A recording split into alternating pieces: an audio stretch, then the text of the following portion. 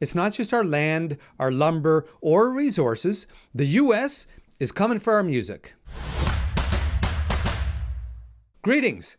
Welcome to Canada Off Script, where we stand up for everyday Canadians getting squeezed by the world's nonsense. First it was our groceries, sky-high prices at the border. Then our lumber, slapped with tariffs. Then our dairy, locked out of the U.S. market. And now the United States is coming for our music. Our musicians, the heartbeat of Canada's soul, are being priced right out of the American market. And this is about more than gigs, okay? This is about Canada's unique identity. Let's get into this. We have a healthy Canadian music market. My direct family members, they play gigs right across North America. I love watching local artists, local bands from right across the country showcase Canadian culture, Canadian identity through music. My roots, my family lineage, my heritage also originate from the musical region of Evangeline on Prince Edward Island, something I'm very proud of.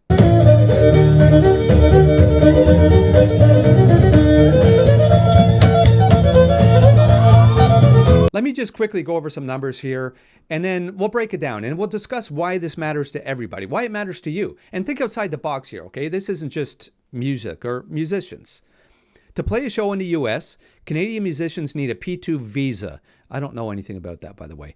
Back in the day, this cost about $620, and you'd wait a couple of months. It's tough, but it's doable. Now, the base fee jumped to $2,180 in April 2024. If you want it processed in time for your gig, add another $3,780 premium processing fee. Toss in another $150 for union fees plus currency conversion, mailing costs, and you're looking at $5,000 per musician just across the border and play a couple shows. So the US, they claim that is just, I think, about $680 for the application, Canadian dollars. That's like saying that a beer costs $2 at a Leafs game. By the time that you add all the fees, our artists are coughing up thousands of dollars that they don't have, and they're kissing their US gigs goodbye. And you might think, all right, tough luck. Musicians, just playing Canada. But it's about bands losing gigs, okay? And it's Canadian culture getting choked out. Music is one of the few things that we export that the world actually listens to. Canada is the third largest music exporter globally. Think about Shania Twain, Bryan Adams, Celine Dion, Drake. They all needed to break into the U.S. market. I got to look at my computer every now and then. My memory's not that good. In 2024, Canadian artists earned nearly $500 million from streaming, with 94% of that coming from outside Canada.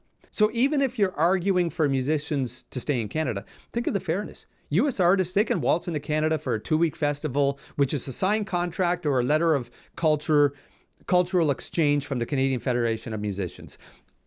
I know that much. No $5,000 price tag, no year-long wait. Who's getting hosed here? We are, as Canadians. We just want a level playing field. Toronto punk rocker Denzel McFarlane of the OBGMs told Exclaim, "We need the U.S. more than they need us." The Canadian music industry, it's not really receptive to musicians until they break in somewhere else. And listen, he's right. I mentioned that before. Our artists need the U.S. to build their careers. But these fees are slamming the door shut. And get this, some artists say that they're being told to keep quiet about this, or they could risk getting in trouble with the promoters or some of the labels. So not only are they being fleeced, but they're being silenced too. That's not the Canadian way. And it gets even more spicy if you can believe it. These hikes took effect April 2024, right when the U.S. was gearing up for another election cycle.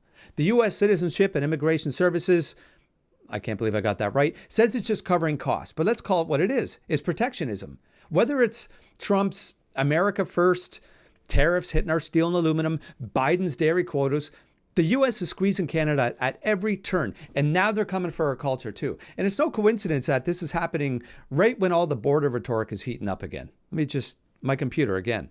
Dan Beckner, I hope I'm saying that right, of Wolf Parade, who's toured the U.S. for 20 years, told Exclaim, "I can drive 24 hours and still be in Ontario, but in the States, I can go from New York to Philly, maybe even Raleigh in that time. You're not just killing gigs, you're killing careers." This isn't anything new. The U.S. slapped 25% tariff on our steel, 10% on our aluminum. Our dairy farmers got locked out of the USMCA trade deal, and we're paying through the nose for groceries at our border. And now our culture, our music, is on a chopping block. And if we let this slide, The next generation of Canadian artists, the future Drakes, Alanis Morissettes, might never get their shot. And I know I'm mentioning some big names here, and I'm doing that to kind of make it relevant, right? To make it raw. But there's plenty of artists that are just starting out that are getting shut out before their careers even take off. It's not just a music problem, it's a Canadian problem. So what do? We fight back, Canadian style. And here's our game plan, okay?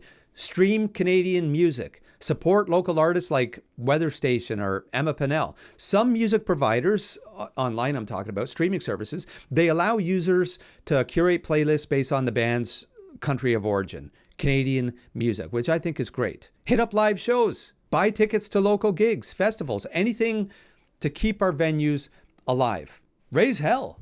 Write to your MP. Buy Canadian. From maple syrup to music. Let's keep our culture strong. If we don't act, Canada's voice, it will get drowned out. Our music's our soul.